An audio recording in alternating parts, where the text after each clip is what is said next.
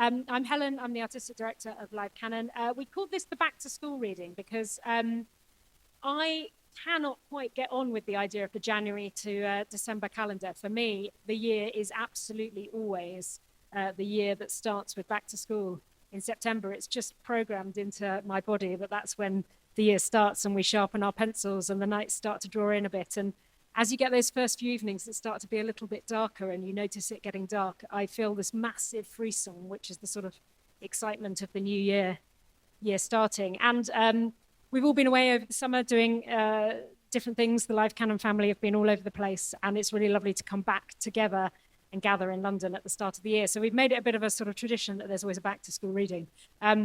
And I apologise to all of those people, myself included, for whom actually it wasn't back to school today because there was a blooming inset day. And we've all been frantically juggling our children. We've had a sort of little Live Canon creche going on in the bar outside, helping everyone to manage the logistics of the day and be here for our back to school reading. So thank you. It's a real pleasure to have you all here. We've got an incredible lineup of poets tonight, and it's such a massive privilege always to be able to introduce such extraordinary readers. It feels really important, I think, right now in the world to take time to stop and listen to amazing words. Things feel quite frenetic and quite fast, and sometimes just stopping and listening feels like the right way to reset and take the time and space to think. And it's always therefore very special to come together and just commit an hour to listening and the connections that makes in our own minds and our own brains. The first poet who's reading tonight is basically one of the greatest humans on the planet, and definitely one of the best writers, and does such extraordinarily agile things with language that it leaves me breathless. And I find that I read her work in two ways. I read it fast for its incredible pace and lyricism and the dazzling clash of consonants and the play with it sounds phenomenal.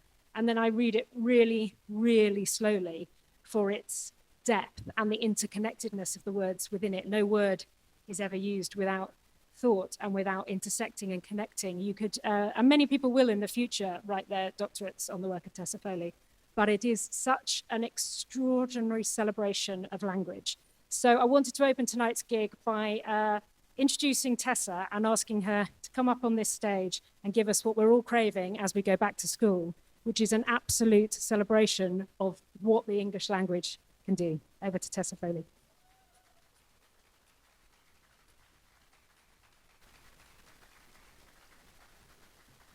Thank you. You always give me the best introductions. I'm now very shy.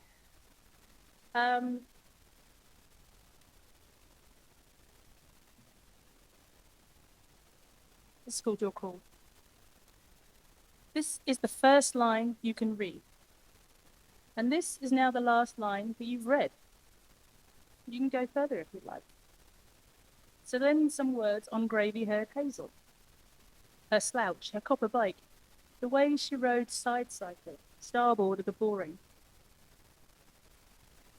Read on about girls that lived on the coast, the time they spent behind windows, looking down, or when they hung around, leaning against painted cricket stumps, one of their sandals pressed solely flat on wicket bricks. Read the denim white shirts pulled snap across arses, with marks in tar or grease that grin from seats like skulls. Here's to remembering the wrong calls that were made by Hazel, and all the fine firm of the girls. The faces they owned didn't do what they wanted. And for you, this might be nothing new to hear. These girls, they were never really here. But you can always try to find them, if you like. This is a strange introduction, but I saw a bit of an Amy Winehouse home video in which her boyfriend looked down the lens and paid her what he clearly meant as a compliment, which I thought was really weird. It's called Like a Powerful Man. So you see, that's what they say I am. I stuffed my plans with shining power. Each hour, I picked a peck of dusty thrills, and through my gills, I filtered proof. All evidence I'm a mechanism coping. I can call out like a bear, be anchored as a tree, make you seize as Caesar would. Be knocked upon, I'm wood, pour my presence over and snap you in my jaws. I have made these men afraid, a chieftainess or a lady. They say, like a man, when I say what I mean, when I'd see who I wanted in one skinny week. But it's like a girl I make you quake in your world and dig you from your decaying place, for you to face the crowds within my fists. Thank you. And yeah, I'm low on bants today, I'm afraid. This is, known by his fruit. Painted a smile on an apple and gave it to this guy. July came and went with a core in between, rotten yellow and ferment, dredging the friendship, beating the table round 2 empty jugs. Kid, fruit is expensive when you ain't part of the pie. Can't be on Swap Shop, connect 4 for a bite. Instead, count up the likes on embarrassing website, those Insta-proud pictures of your upside-down cake. Take out the sugar to write all the neutrals. You suit up and boot it all the way to Spice World. Whipping his cream, then his shirt off with garnish. Take the tart to the larder and pray. Ever since, it's been harder to bite into blush skin. In his tiny opinion, he still has his cord, the stalk gently cut out of him, there on the dicer. Not there anymore, just a smile and an apple.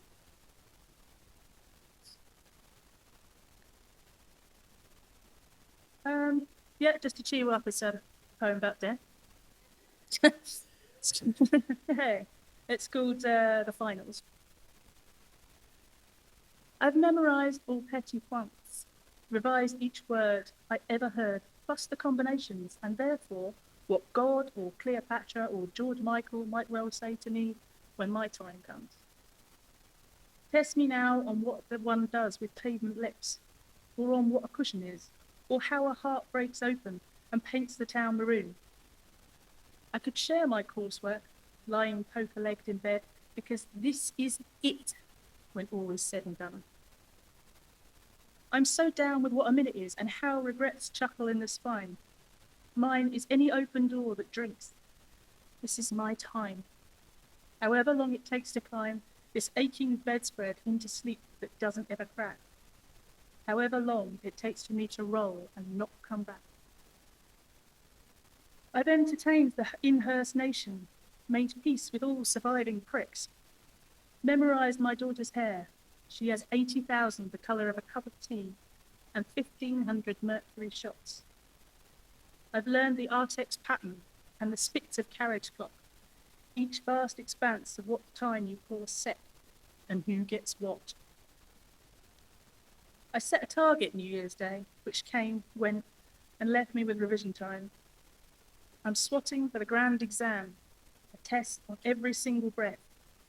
Death, dressed, rehearsed, and nailed down. No words out loud. And have a problem? Raise your hand. Turn papers over now. Begin.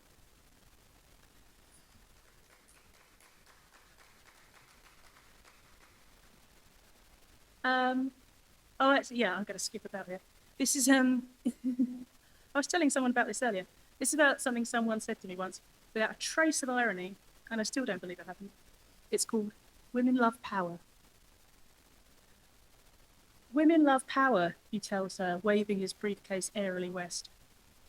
He teeters on noticing her 2 molten handprints melting deep into her desk. She permits him a flash of the circles of rage, the vicious and endless stuck under her eye. This sugar mouse boy adjusts his one brace, a lime twist in his overmoist, unblinking lips. Before he can swallow, he cannot resist but give her some more. Women are wide-eyed for things they can't be. Oh, you mean powerful, her finger a spirograph. Don't get me wrong, he bleeds into his suit and a surrey-chewed lilt. Sorry, I just meant that women are weak. Oh, you said that. I didn't. You hear what she said? She meets him in space way over her side. The hand that she writes with is filled with fire ants. And at once, what do you know? She's in awe ovulation, an admiring she-frog shooting out eggs. It must be the weight of his tumescent point. his knowledge of women, a Superman power.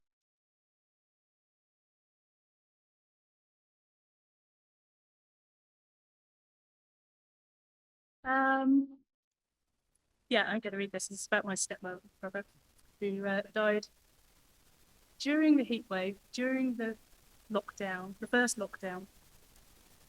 And it's called If You're Not Scared. Had this idea one day we'd sit short-sleeved along a wall, maybe with a jug of squash, maybe with a cup of Irish tea. You and we, and plain survive, making with life till we fall asleep. At a great and mighty age of circling fins, where we'd see the skin, each other's skin unlined. But then you put your foot down in the tide. But if you're not scared, then neither am I.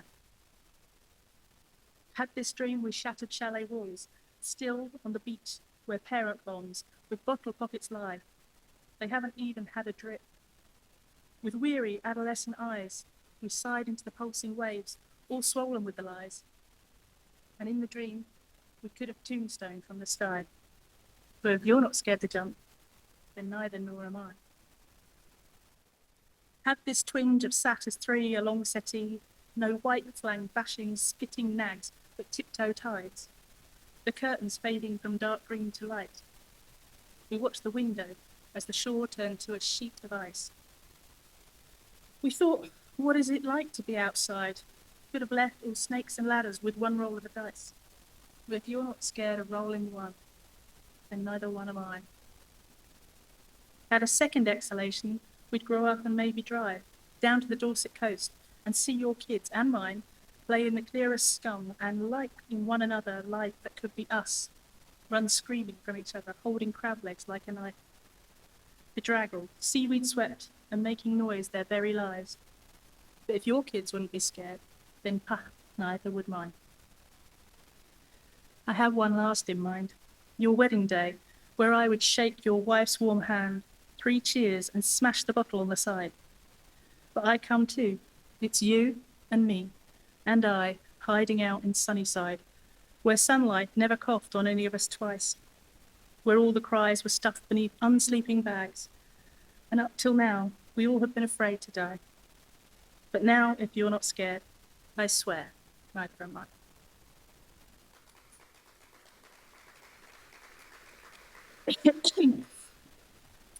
I feel like this is actually a true story. It's, I can't talk now, not to my neighbours.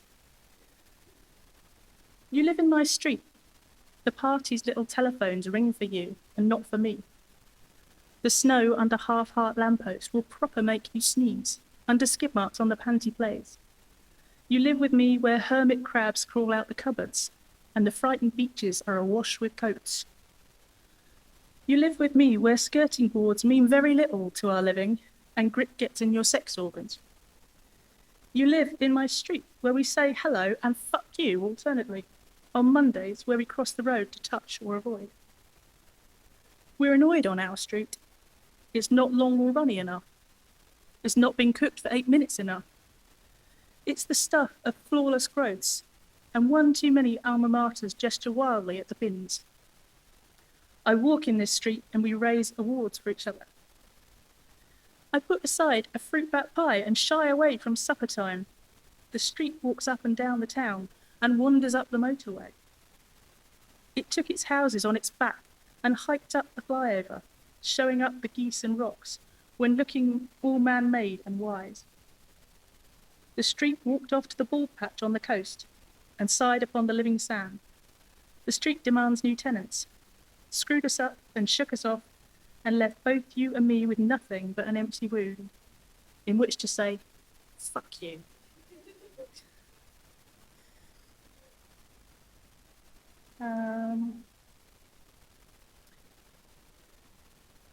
Yeah, this is me skipping about now. I've lost the place. Oh, right, okay. I think I'll finish with this one. This is about meetings at the workplace. It's called Matters Arising. Did you know that if you don't speak in the first 10 minutes, you actually cease to exist?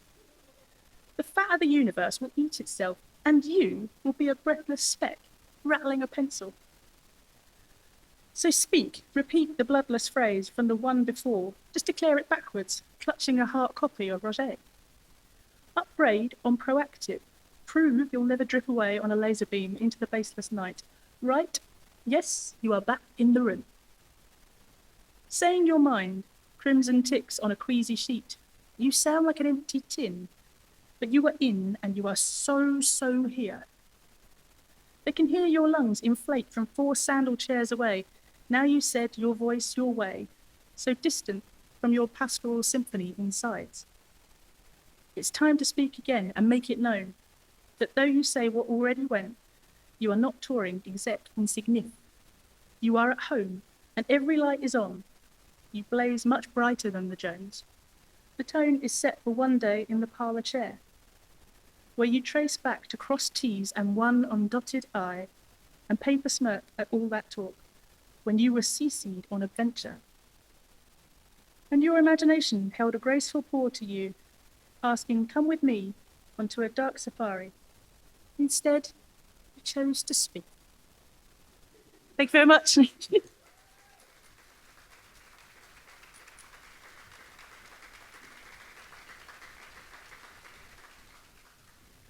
Thank you so much for kicking off the year, the autumn, the event so brilliantly. Was the phrase starboard of boring? Tessa is always starboard of boring, right? And it's been a real pleasure to have worked with her on her 2 collections, both of which are published by Live Canon. There's the very first one that came out, Chalet Between Thick Ears, and her collection, What Sort of Bird Are You? And we are very excited because there's a 3rd collection coming out this autumn, which is hotly anticipated. And it's that classic thing where, you know, someone dazzles you with a book and you think, where can they go from there? And then they suddenly do something that is such an extraordinary progression. And then you think, can they really do that again? And then they do. And you just think, this is the greatest thing about the job that I do is being able to watch that happen. So watch this space and expect an invite to a blisteringly starboard of boring launch later in the autumn. Thank you, Tessa. The next poet that I get to introduce is a real privilege because it's someone whose work I've admired for a really long time. I first read Henry's work when it was submitted to an anthology that we produce every year. He did a couple of art anthologies. And he does, and quintessentially in his work. And it's been a real privilege, I think, to watch that slowly change and develop. And then this year, Henry was one of the winners of our pamphlet competition with an extraordinary pamphlet called He Him, HYMN on the hymn, which is, I think, one of the most timely and serious reflections on questions of masculinity in the world that we are living on, but with such wit and lightness of touch and attention to detail that it is a beautiful thing as a pamphlet. It also does that rare thing of being a pamphlet that is exactly the length it should be. It's just a wonderful sort of shard of somebody's work. So that is coming out very imminently, and I feel like we're all in for a massive treat today because we're going to have, to get to know those poems for the first time. I mean, Henry works as a poet, as a journalist, as a spoken word artist. He's currently doing the MA at Poetry School, which, as we know, produces many of the greatest poets that this country is developing. I heard a little whoop in the audience there. He's had work published all over the place: Propel, Poetry London, Magma, Broken Sleep, and in the BAFTA-nominated video game, Overboard, which is just a fantastic mashup of genre. I'm going to read you the quote that's on the back of his book, which I think, not in its entirety, but in an edited version of it, from Glyn Maxwell, because I think it says it with such pertinence. Henry has one of the most fascinating and original new voices on the poetry scene. He, him, sounds the soft crying of our strange days, with winning charm and compassionate sorrow. So with winning charm and compassionate sorrow, over to Henry.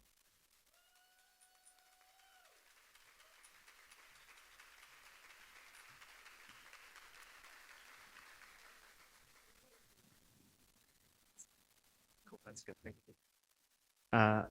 Hi, that was a really gorgeous introduction, thank you. And it means I don't have to do the work of selling myself. I do have a pamphlet coming out with Live Canon in a few weeks, which is really exciting. And it is my debut pamphlet. So I'm very excited to finally have a lot of my problems condensed into one book and sort of spread out in various places. As this is a Live Canon night, I obviously want to read some of the poems from that book, which I will find.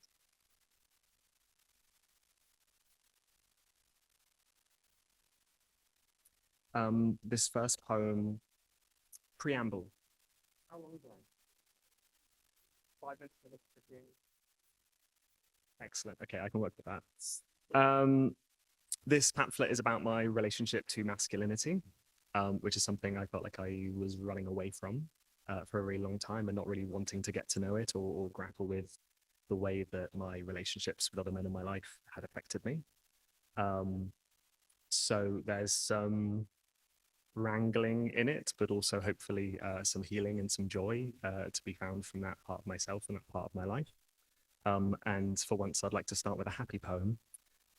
It's called The Gospel According to Chris Evans. And I have to say that it is not, there's some TV presenter called Chris Evans I don't really know about, but people always think it's him. It is really handsome Chris Evans from all the comic book movies. I would like Chris Evans to hold me like a golden Labrador, like I'm only of passing significance, and this is why he's willing to love me. I would like to beg for autographs like a golden Labrador asking the vet for a release. I would like Chris Evans to narrate the documentary of how we met, wearing matching sleeveless wool neck sweaters. I would like him to look handsome and confused when asked where his sleeves are, like he's never even considered something could be taken from him. Chris Evans is a monument, which means he will live longer than any of us.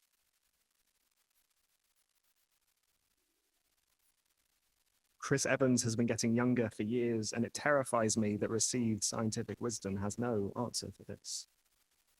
Chris Evans has more money than any other Chris on the planet. I'd like him to hold me in his sleeveless arms because no love is greater than using a weapon to make someone feel safe. A line of rifles lined with sunflowers, a field illuminated by golden Labradors, infinite fireworks in their glowing fur. Chris Evans descending from the heavens, Chris Evans winking from the television with a new haircut. Chris Evans assaulted by puppies. Chris Evans in his glowing aviators, as warm and oblivious as the sun.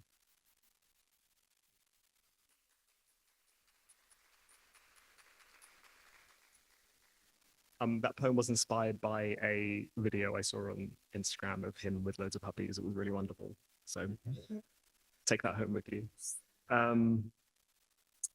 This next one is called Pyramid Scheme. We regret to inform you that to become a man, there are criteria you have to meet.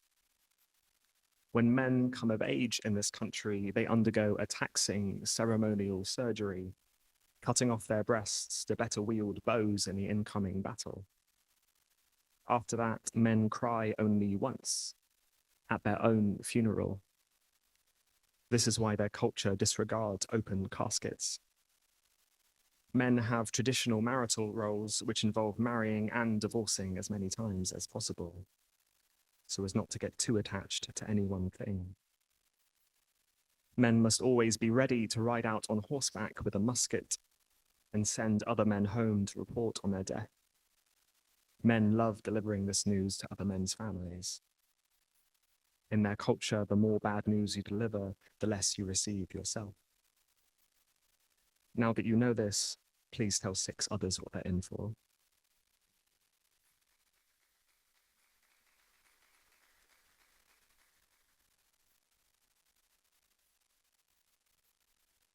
There are more, which I will find. I promise.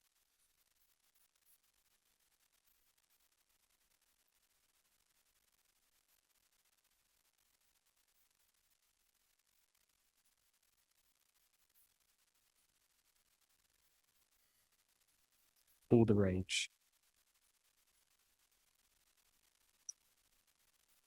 Anger is a new feeling. It wakes up each morning screaming at the dream it just had.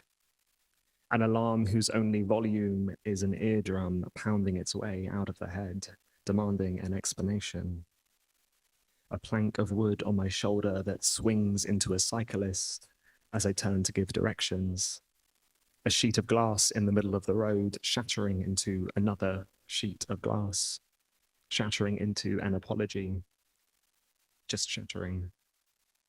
I'm still not sure how to be angry, only that I'm doing it.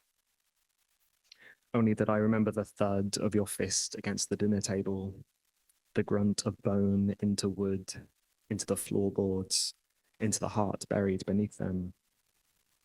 I remember you smiling over the eclairs you brought home like a deer slung over your shoulder, the dusting of sugar turning your knuckles white.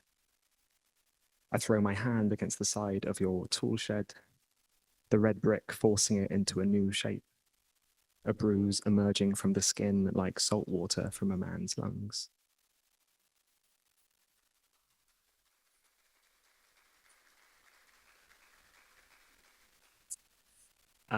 This poem is called Gender Fucking Euphoria.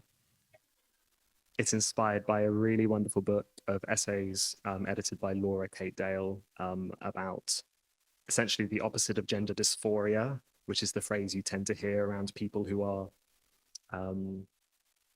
not comfortable with the gender that they've been assigned by other people, or are trying to figure out what their identity is and what it means to them. And it's a wonderful book that goes, well, we don't often hear about the other side of that, which is how fucking amazing it feels when you know who you are. My gender is a messenger pigeon made of chalk. My gender is a pneumatic tube full of love letters and accountancy. My gender is a see-through bag that prevents book theft at the library. My gender is a bed under a monster under the bed. My gender is an undeveloped roll of film in the attic. My gender is a concern at the PTA meeting. My gender is a mint green parasol on the Riviera. My gender is a cold, cold shower. My gender is a very profitable business. My gender is a fucking euphoria. My gender is a prayer to myself that only makes me stronger. My gender is vinyl played backwards to great effect. My gender is in a very high chair where even God cannot see it. My gender is feeling cute, may delete later.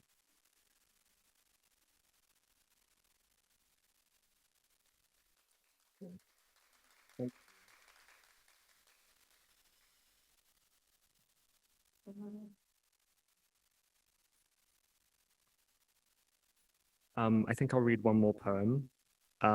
This is sadly not from he, him, forgive me.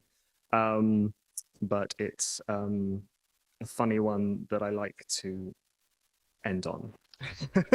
A lot of the he, him ones are a little downbeat. This one is called Monster Dating Service, and was inspired by reading matrimonial ads in a Delhi newspaper. Large ape, widowed, seeks conventionally attractive blonde American with adventurous streak. Must love heights, juggling a plus. Silk moth, new to town, looking for large source of light to be my twin flame. Several hundred eggs from previous marriage. Lizard, radioactive, seeks well-developed city that doesn't take itself too seriously. Giant robot, born yesterday, wants other robot with optimal hip-to-waist ratio and programming conducive to love. Likes wrestling, transformation, self-improvement.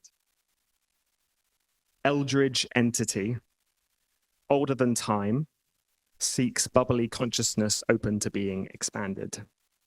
Must like pets, teeth, etc. Poet, emerging,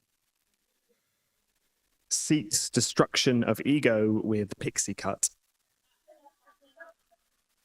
Likes pedantry, roleplay, devastation. Will never call you back. Thank you so much.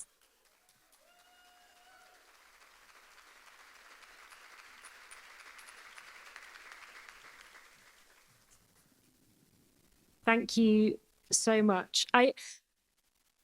Henry talks of his pamphlet as being downbeat, but I think he's unaware of just the absolute effusion of joy that runs through everything that he writes and performs that underpins so much of it. And it's a book I'm so excited about sharing. And we're so glad to welcome you to Live Canon. If you want to, you can pre-order him through our website. And if you are on our mailing list, you will get an invite to the launch of it on the 25th of September. And we'll be trying to get Henry reading as many places as you like. And if you're in the room, you can do this brilliant thing, which is you can go to Daisy and pre-order the book.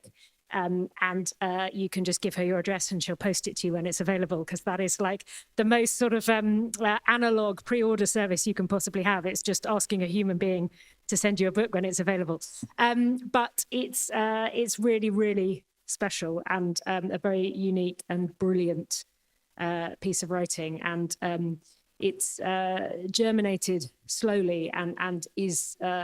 despite its lightness and its wit, there's a deepness of thought underpinning it that feels like a book that has truly arrived at its form in a perfect state. So couldn't be prouder to have that book coming out this autumn and to welcome Henry to the weird, dysfunctional Live Canon family. Thank you.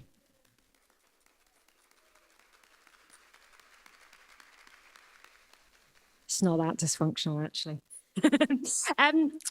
The next poet that I get to introduce is also a winner of this year's pamphlet competition. There are 4 books that we've got coming out this autumn that are all launching together at the end of September. But this one has literally arrived from the printers over the weekend. So I get the unbelievable excitement of being able to wave a physical copy of this beautiful book. As in, it arrived literally over the weekend, and I was neurotically ringing my teenager, making sure he was waiting in for the delivery at all moments of the weekend. I've enjoyed Deborah's work in lots of contexts, in magazines, in publications, in her debut pamphlet, came out last year.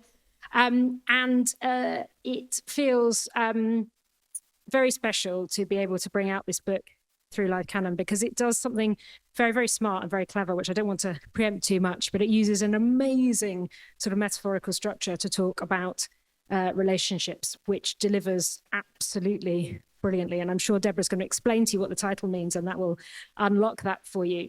But again, it absolutely lands what a pamphlet should be, which is that it's not a sort of warm-up to a collection. It's not a slice of something. It is a absolutely perfect book in and of itself, which is looking at through relationship, but through a very specific lens, which plays out in the course of the book.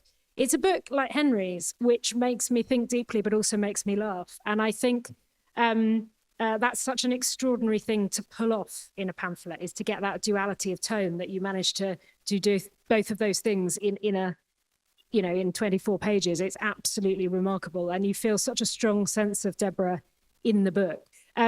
What I love thinking about is how the books at Live Canon talk to each other. And what would be so extraordinary is to get to ear hole in on the conversation between Deborah's book and Henry's book as they went for a coffee together, because they're thinking about all the same questions and coming from completely different angles into that conversation. And it would be one of the most richest and rewarding things you could possibly do with your time. So in order to make that conversation happen, over to Deborah.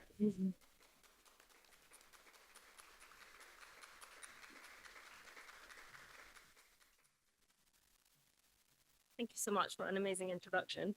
I'm actually going to start with amazing to hear Tessa and Hen as well. So, and I know there's lots of poets in the room and probably lots of poets listening on the live stream. So I want to start with a love poem to the poets. And it's called Accessible. Come sonnet lifters, line break shifters, metaphor wranglers, participle danglers. Come overexposed prose bros. Scene fakers, form breakers, quote stealers, verse dealers. Come lyrical mothers, lapwing lovers. Come truth seekers, secret keepers, with voice notes, first drafts, second edits, hard graft. Come murmurers, screamers with tortured sestinas. Bring parcels of pain wrapped in perfect quatrains.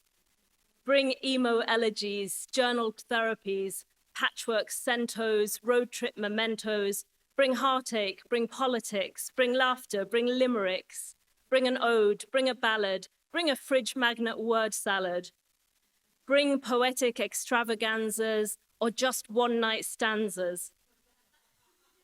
Come without parameter, come in iambic pentameter. Come vocabulary dancers, enjambment chancers, come tercet nerds trying spoken word. Come assured old timers, come tentative rhymers. It's a really cool place and we've saved you a space and it's gonna be fun.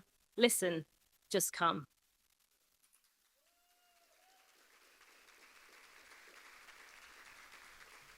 Thank you so much. So it's such a joy for me to be here tonight. I have been to the Bedford probably 30 times. I've been coming to the Bedford since I was in my early 20s, and this is the first time I've ever been on the stage, so it's very, very exciting. It's particularly lovely to do a live Canon event here because I also had my first the first time I was invited to do a reading was a live Canon lunchtime reading.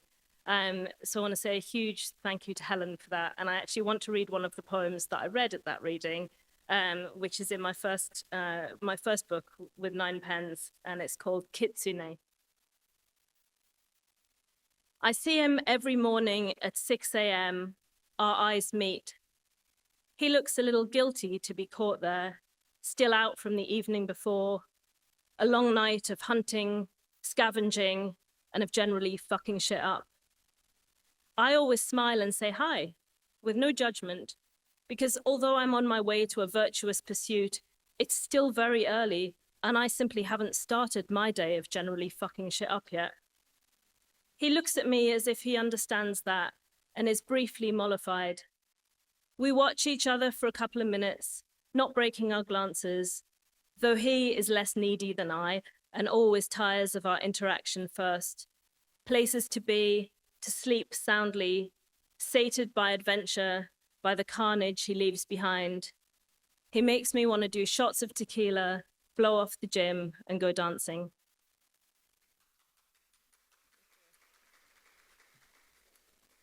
So I get to read some poems from this book, which I have just seen for the first time tonight, which is super exciting. I'm going to explain the title in a bit. But essentially, I got my heart broken like 3 years ago. You can say, yes. And I decided to just take my revenge and writing a book about it. So I'm going to read some queer breakup poems from this book. And I will just start and then hopefully it will become clear as we go along. So this one was first in a queer magazine called 14 Poems, and it's called Local. I say her eyes are like an English sea in winter, but she always responds, full of shit and shopping trolleys. And maybe her eyes are just the glaucous windows to her North Sea heart, as she pops in and out of mine, a late night supermarket for whatever she wants of an evening or weekend. When she's hungry, when she's run out, she can run out safe in the knowledge I'll be open. Okay, and it's so new, I actually don't know where the poems are in the book. Wait, hang on. Yeah. There's a technology theme in this book as well. This one is called Your Robot Girlfriend. Your robot girlfriend is top of the range. Your robot girlfriend will do the driving and not complain. Your robot girlfriend has never belonged to anyone else. Your robot girlfriend can be part exchanged. Your robot girlfriend always maintains an optimal temperature. Your robot girlfriend will automatically install any upgrades. Your robot girlfriend remembers the names of your colleagues. Your robot girlfriend is imprinted with your cultural references. Your robot girlfriend will never make you feel old.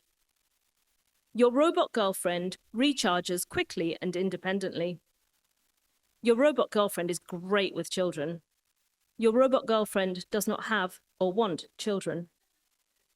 Your robot girlfriend has no needs. Your robot girlfriend cannot bleed.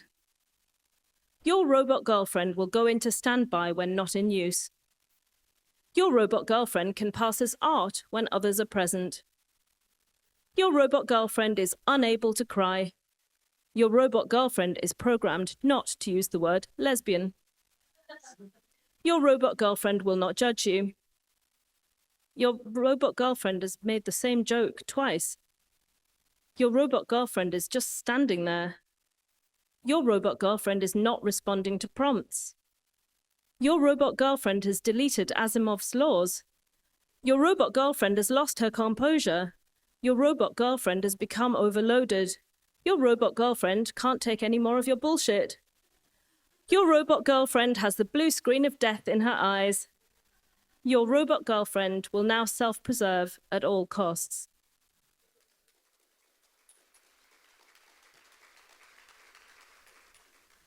Thank you.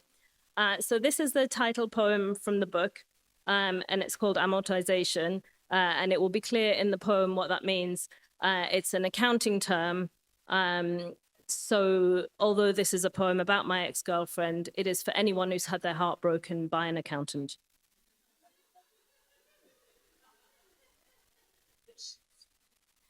You explained to me that amortization is the depreciation of non-tangible assets, which are things like goodwill and loyalty and relationships you can depend on.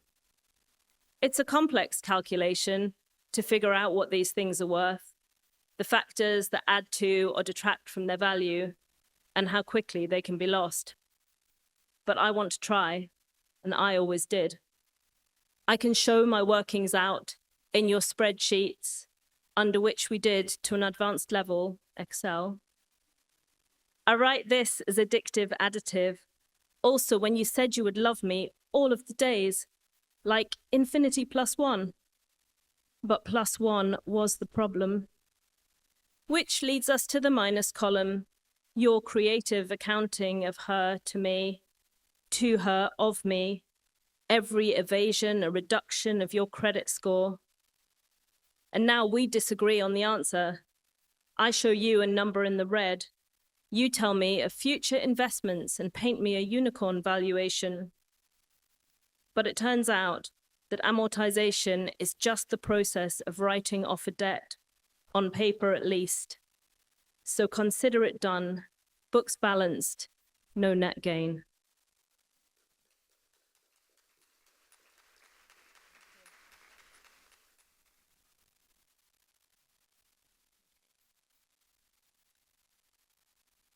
Confiscating blue from the city is the only reasonable thing to do in these circumstances. So I smash all the gumball machines, pick out the turquoise orbs, stuff them into my pockets, halt, stop, shock joggers at gunpoint for aquamarine running shoes, steal biros and bags in canvas cyan from schools, force weeping toddlers to hand over plush periwinkle elephants, tear up synthetic carpets in cerulean, rip cobalt curtains from steel finials, load them by the armful into navy vans crammed with cornflower cabinets, push the lot off the coast road, hue and crime smashing down onto the rocks of the beach, for the tide to take and sweep out to the sea I will never look at again. Satisfied no trace remains but one. I toss the sapphire ring in with the rest, collapse on the sand and look up at the sky.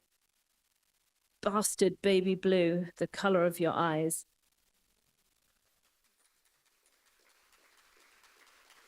Okay.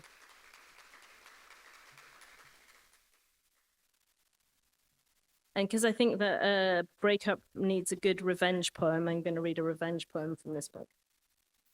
It's called The Morning We Cast You Out Over Brunch. And it's a sonnet. It started the same as most other Sundays. Hecate and Kali drinking coffee, black as you please. Ishtar and Istra ordering eggs cooked 2 ways. Artemis and I just shooting the breeze. We were still waiting for Nemesis to appear when your name came up, really out of the blue. I didn't mean to get into it, but of course it was clear there was a story, and they had questions. Wouldn't you? When I finished with a flash, the electricity blew, plunging the basement into total pitch dark. Well, we already had candles, a round table for our brew, so it seemed silly not to hex you, someone remarked. Some little flames, chants, gestures, just the basic skills needed to cast you out quickly while waiting for refills.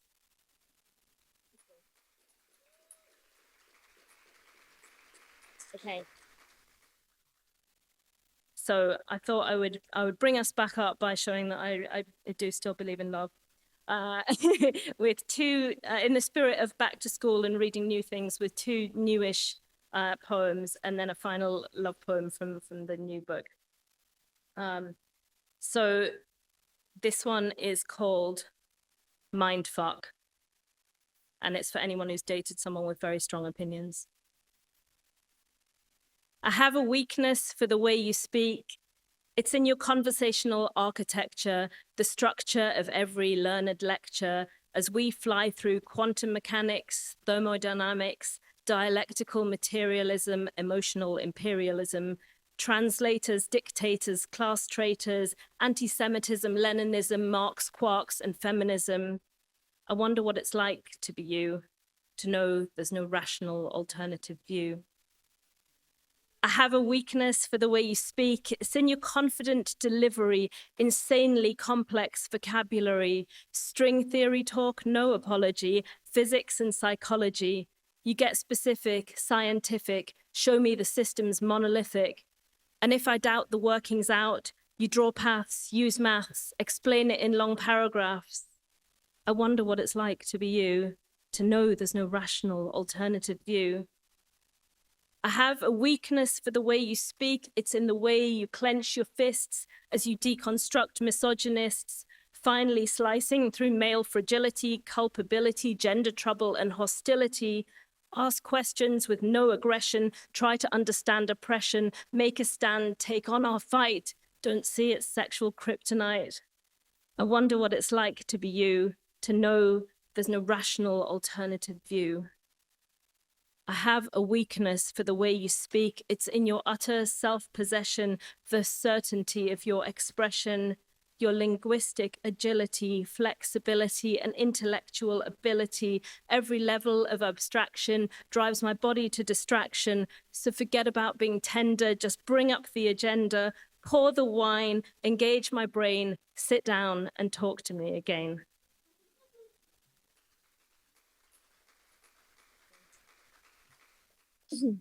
This is an after poem. It's quite short, but it's written after a Turkish communist poet called Nazim Hikmet, and it uses the same title, the same last line, and some of the same imagery, but done in a different way. Loving you is like holding ice to the back of my burning neck. like holding hands with a group of women in the public gallery when a rapist gets a guilty verdict. Anyone who knows me knows that's the most romantic thing I've ever said.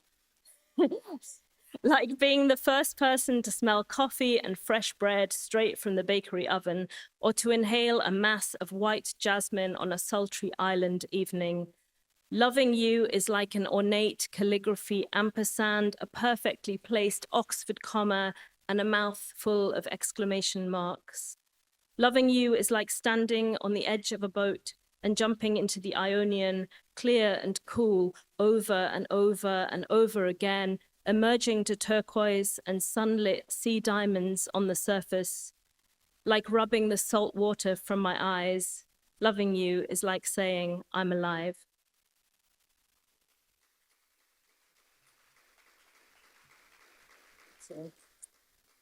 Okay, so this is my last one, and it is called Bricks, and it's written like bricks. And this is a poem about falling in love with somebody and going to their hometown and wanting to know everything about them and kind of exploring it through the place that they grew up. Bricks. When you bring me to your hometown, let's skip the Museum of Modern Art, unless it's to show me the painting that made you realize you were queer. Point out the spot on the hairpin road where you fell hard from your bike, leaving the scar on your lip that I kissed and asked about during our first time. Lead me to the painted over alley wall where the graffiti, "Fuck the patriarchy," made you Google, what is patriarchy? And led you to your first protest march. We can drink coffee in the bookshop where you discovered Angela Davis and a cute barista who kept you alert with caffeine and an uncertain flirtation. Kiss me in the rose-scented city park where you had your first with your first, and again on the street where she left you with a green-inked note of apology. Buy me a beer in the ramshackle dive bar where you came out to your best friends, blind drunk. They stopped you falling then, and you knew from then they always would. I will love you more on every corner of these autobiographical streets. So open up my hand and give me the keys to the city that built you, one beautiful brick at a time. Thank you.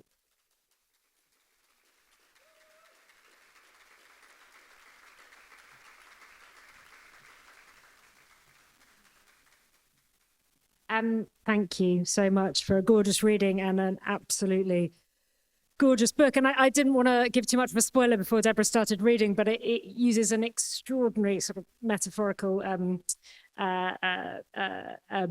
range of images, from accountancy, from technology, to chart a breakup through the book. And it's packed on the back with all these extraordinary recommendations, which you can pick up and browse. It's a good opportunity to thank the people who did that: Ben Townley Canning, Abigail Parry, Glyn Maxwell, and Caroline Bird. But Caroline's makes me laugh. It just says, evidence that dating a poet is an extreme sport. Which might be what we've just learned. It is an absolutely lovely book. You'll all get an invitation to the launch on the 25th of September. But it is now available to order from our website. So get yourself a copy and then get one for the person you know who needs to read it, right? We all know somebody for whom this would be a thoughtful thing to place into their hand. So thank you very much for trusting us with it and for such a lovely reading. Thank you.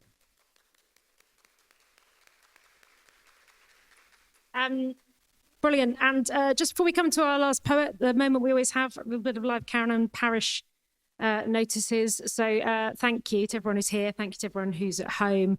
We've got lots of lovely stuff coming up this autumn. So if you keep an eye on the Eventbrite listings, you'll see all the things that we've got going on, or if you get the mailing list.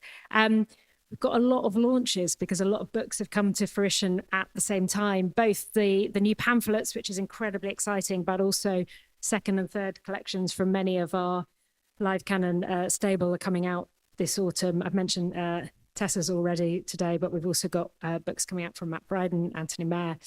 Really, really excited about the work that's coming out. So it's a massively, feels like a very fertile back to school list because there's lots on the horizon.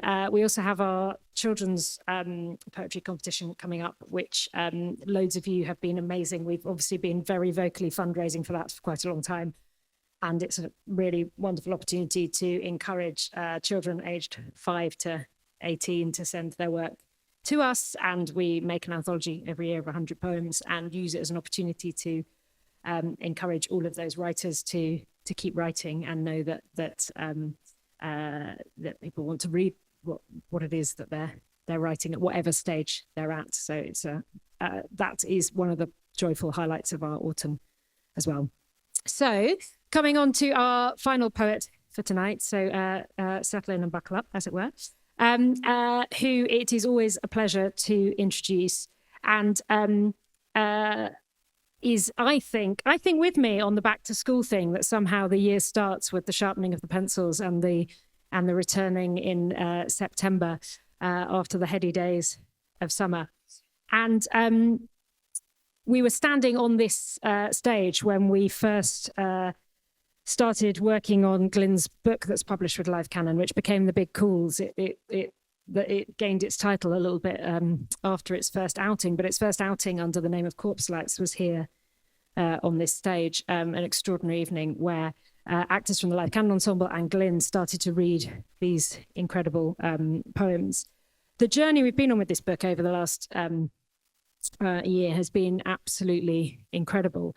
And more recently, if you follow Glyn's blog, his Substack, which is brilliant, and you should follow it if you don't, all of the poems in this have started to feel politically urgent again. And it's strange when that happens, isn't it? You've got a book and it's out there, but suddenly it feels like each poem is having another moment of as we hit anniversaries, as we hit inquiries, as the same questions keep floating around. So it feels like at Live Canon, this is a book that we're all living with and growing with as time passes, but still unbelievably proud of. It does what I think all of us at Live Canon love the most, which is to combine playing with form, with speaking truth, and with enormous humanity. And the combination of how that triangle of things fit together is, I think, what we try to do in the work that we celebrate and we champion. And Glyn always does that absolutely formidably, combining an incredible artistry and craft with an ability to speak truth to power and with humanity right at the center of it. So to get us truly back to school, Glyn Maxwell.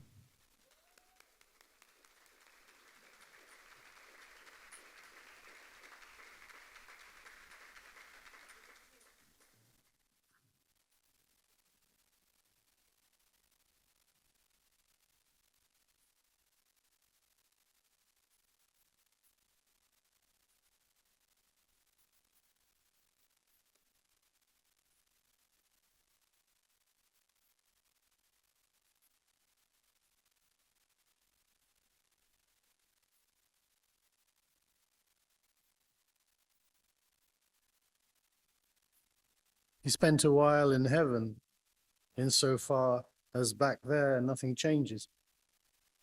What he made had form, so silence formed around it, made it also never change, till it was made of the same stuff heaven's made of, this stuff, that stuff. Satan light, I fall from them, into the realm of a green and tended garden, beside a trembling house, and I walk that garden, beaming, like there'll always be the others, over the fence in all directions. Now I see on the clear blue sky a ball some neighbor's kid just booted over. I will stroll delightedly in the sun to throw it back to nobody, and the journey takes my lifetime.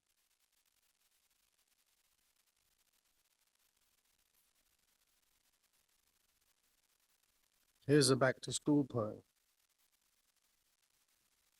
The school is beyond the canal and the road. I can see it from here, they have high wire fencing all round the roof. And for 20 odd minutes, all I can hear is a red ball of screaming. But that's always now. And it suddenly ends when it usually ends. And it's not like a ball or a planet of screaming. A planet is smooth, and this noise has got spikes like a virus. A genome somewhere inside it is helplessly signaling how many scream, for how long, and how many must take a deep breath so they fill up with screaming, and how many run while they scream, and how many just bobble there facing another one screaming.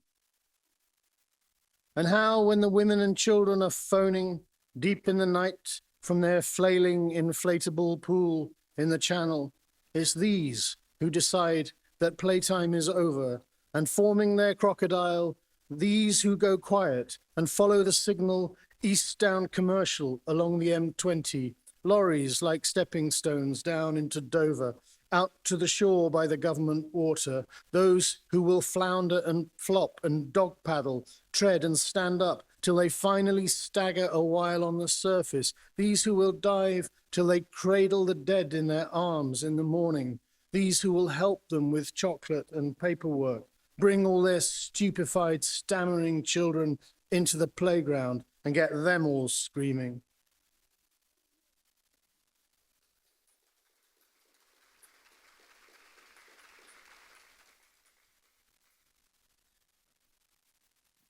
I'm going to read something from the big calls, which Helen and Live Canon made so beautifully and so quickly. You know, a book that I wanted to come out as soon as it could.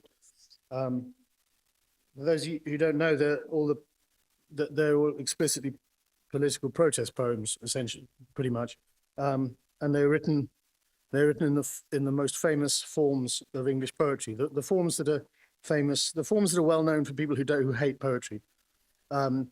So mostly Victorian forms and very famous poems, because I think ultimately I wanted the people who were in power at the time most of these things happened to know that even those poems were disgusted by them. This is a version of that, and it's not about a specific event. You know, that anyone who knows the book knows there are specific events, and as Helen says, and I don't really take any. Well, I do take some pleasure in this. There has just been a series of inquiries about what happened in these incidents, and I haven't got anything wrong yet. I mean, you just do the research, and all of the things, whether it's Grenfell or Afghanistan or COVID, all checks out. You have to be interested in the facts. Anyway, this is a more general poem.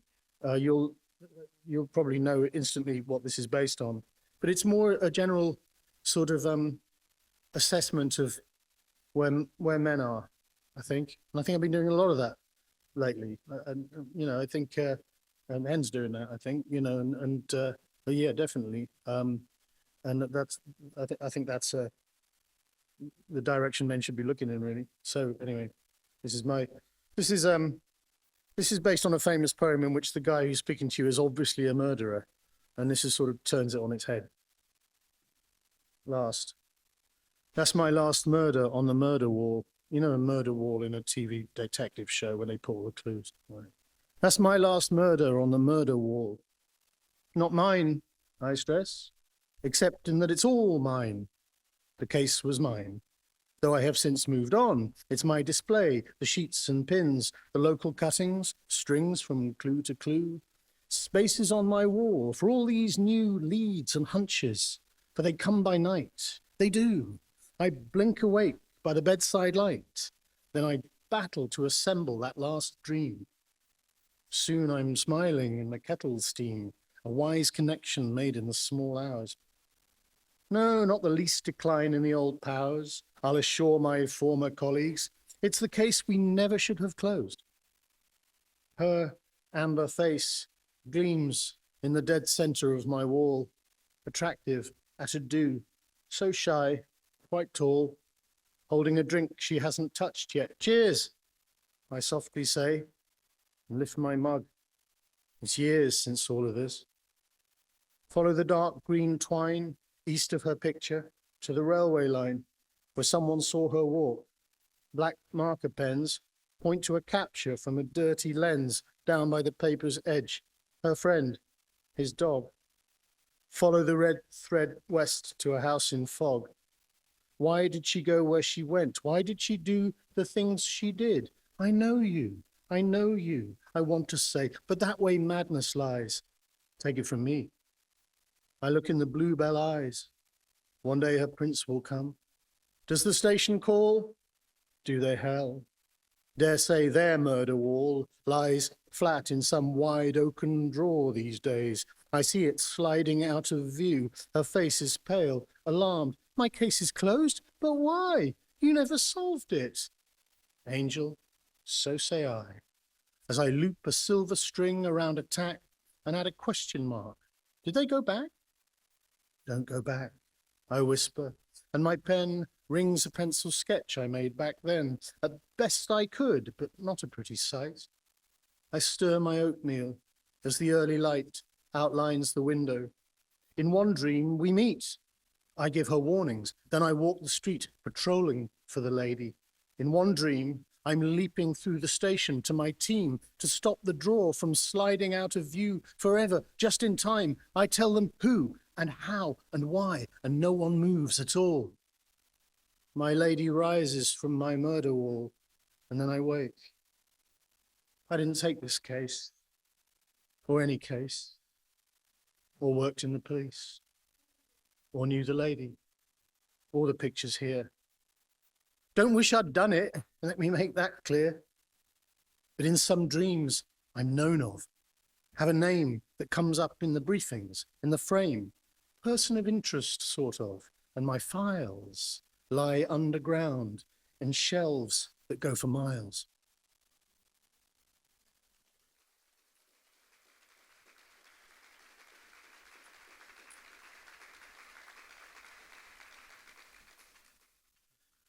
In my Substack, I've been writing poems about the 101 most threatened creatures on the earth, and I post them every other Saturday for free, partly out of love and philosophy, but also because I'm in a sulk with my publisher.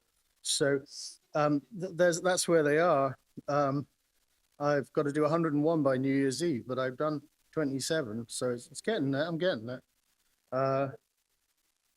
So I'm just going to read. I'm going to read a couple of those to finish with. But first of all, I mean, I'm so delighted to read with Deborah and Hen and Tessa. These are all poets who I like very much. I've worked with them, alongside them. I'm friends with them, or I'm teaching them at the moment. I mean, I have. I feel sort of poetically connected to them in the things they think about, the things they're doing, and the way they're doing them, and it's just a who knew that Helen Eastman would put together such a brilliantly conceived of combination. So I'm delighted to go back to school with these people. This is called they don't have catchy titles. This is called Cuban Greater Funnel-Eared Bat. And the taxonomy name is the Natulus primus. This takes place in a cave on an island off Western Cuba, which is all they've got.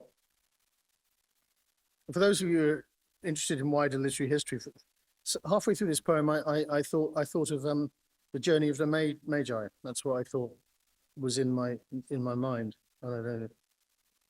It feels like that, but it did by the time I got to the end of it. Very different, but not remotely the same. Their souls were torn to shreds by the long hike. Souls as in boots, not souls, but anyway shredded. They could have done with the soles of their boots holding out in a place like that, could have done with that on account of centipedes, tarantulas, giant crabs, shit, scorpions. Oh, Jesus, what was that? Is it still on my back? Or taking a lively interest in their crackling through the forest on the trail of sea above. They meant well and they mean well.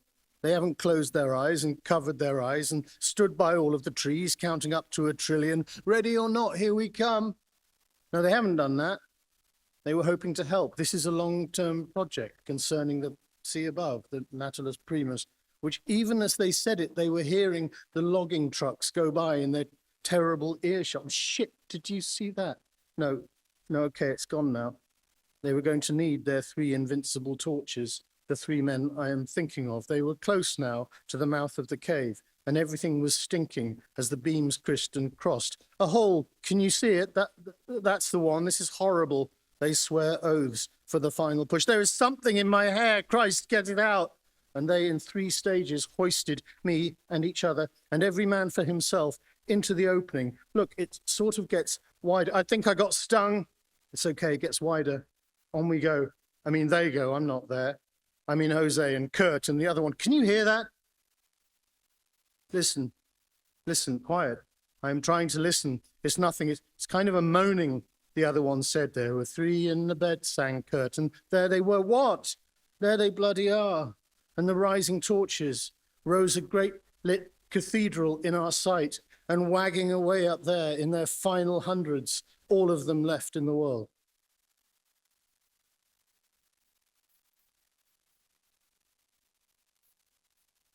In this one, which is called Pygmy Three-Toed Sloth,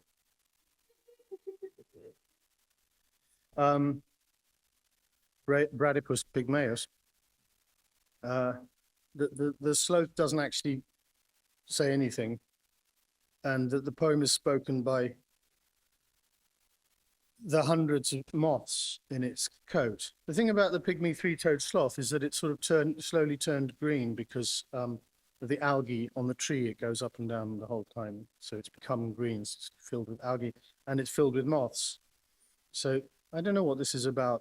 I think in these poems, I'm considering the plight of creatures that are vanishing, as I am, you know, as we all are in our own ways. They're disappearing from the world, and I'm not trying to do their voices. I'm trying to do a human voice, which has in its throat their plight, and then so the subject, the concern, becomes something that's going on in the world now. So if this sounds like a voice that makes sense in terms of what's going on in the world, then so be it. But that's why I think it might be a benefit to write them fast, because the news comes at you and emits these sounds. Pygmy three-toed sloth. It doesn't want to talk to you. It's busy. We'll speak for it. We're sloth moths, and we have its back. Don't worry. A shitload of us live here, but who's counting? Can't fizz your eyes or fingers fast enough to get our number.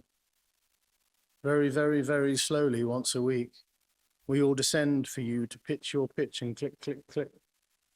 Meanwhile, it's shitting on the forest floor, and you're not watching that. You think its smiling face is smiling because yours are. It's not smiling. It's staring. It's still shitting, and we're sloth moths, and we're laying eggs into its shit. Do we look stupid? Our eggs are warming into lives gliding off the dung heap, becoming us. And soon we'll find another Bradypus pygmaeus for our purposes. What purposes? With sloth moths. It's half our name already. It itself is half the tree it lives in. Look how green it is. From very, very, very slowly climbing up and down, its only lifeline. It's half made of algae. So that's its algae rhythm. Click, click, click. A joke for gentlemen down there to get you through the week. Though as we climb, you dwindle and disperse, while we are sloth moths feasting here forever on the green, green algae of it. We don't know its dreams, but we do know from time to time the height to which it climbs, and very, very, very slowly peers around to find in all directions through the last leaves only ocean. We have its back, so we all rise and fall as once again it grasps. That's that, and the long descent begins.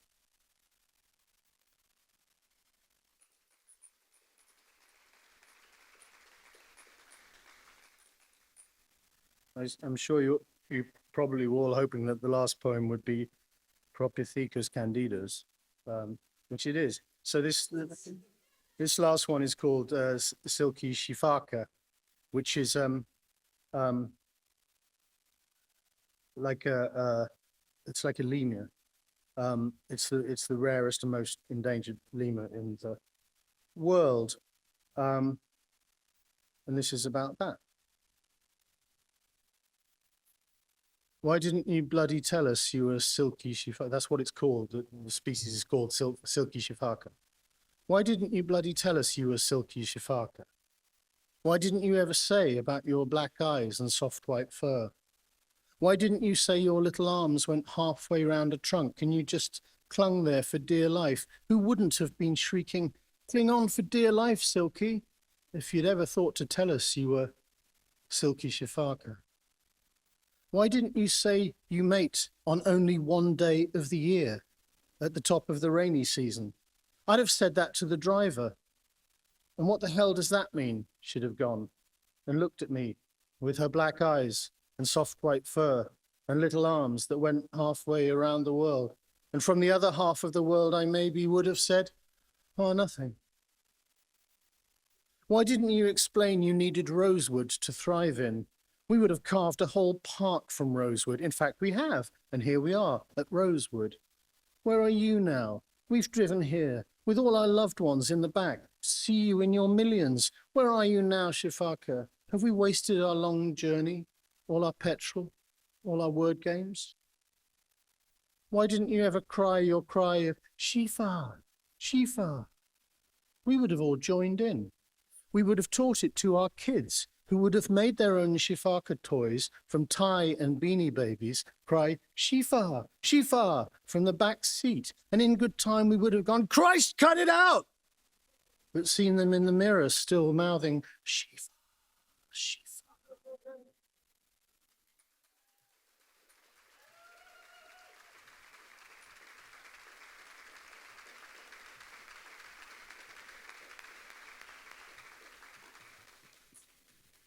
Thank you so much. What joy to bring to something, a serious endeavour to write poems about endangered species and to find the voices in a way that sings of our own human decline. And if you don't follow the Substack that they're coming out on, can I absolutely recommend that you do. We'll send out a link to everybody who's been at the event or is watching at home, so you've got it. But it's an extraordinary act of generosity to be sending poems out to the world regularly, but also an act of communication and everything that poetry is about in terms of why we reach for it or why we care about it or why we it reminds me, I think, of the point, Glyn's Substack, of why we need poems and how poetry makes us feel mildly less alone in a strange world. And I highly recommend it as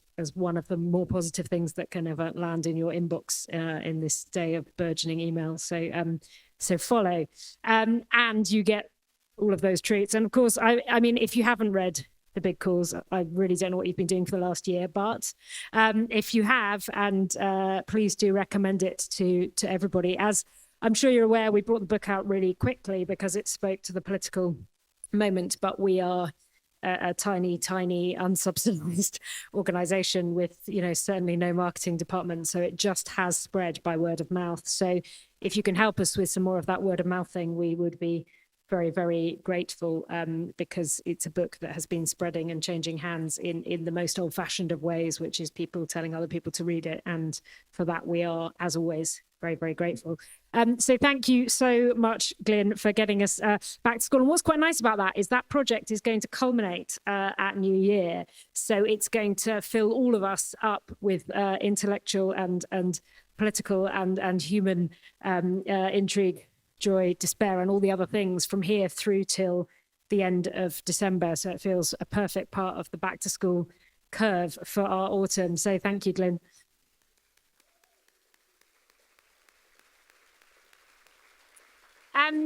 So I just get to finish with a couple of thank yous, which are a massive thank you, as always, to Daisy, who's here running the bookshop.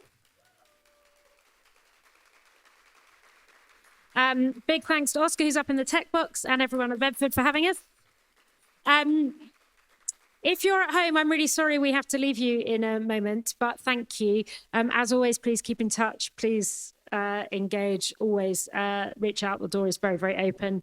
And if you're here in the room, looking forward to some back to school drinks. And I believe that one of our poets needs to be on a flight at 4 a.m. And that strikes me as something of a challenge that we could send them straight from here to there. So going back to school in a thoroughly disorderly way will be the challenge of the evening. So thank you everyone for joining us at home. Thank you everyone in the room for joining us.